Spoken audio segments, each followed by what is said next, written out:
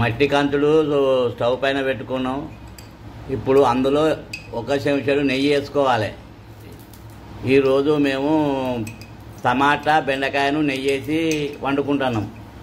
ఒక చెంచాడు పోపిత్తులు, అయ్యామాకు, మిరపకాయలు, మెంతి, ఉల్లిగడ్డలు, ఒక చెంచాడు అల్లం వెల్లిపాయ, ఒక చెంచాడు పసుపు, అర చెంచాడు ఇంగు.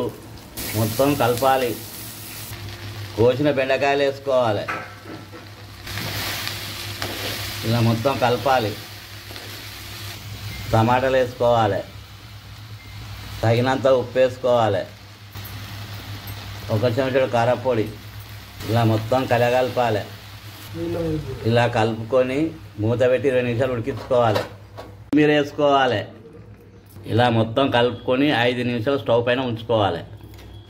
కూర రెడీ అయింది. స్టవ్ ఆఫ్ చేయాలి, దించుకోవాలి. టమాటా బెండకాయ కూర రెడీ అయింది. గుమగుమలాడుతుంది. వేడి వేడి అన్నం కానీ చపాతీ తొడిగితే చాలా రుచిగా ఉంటుంది.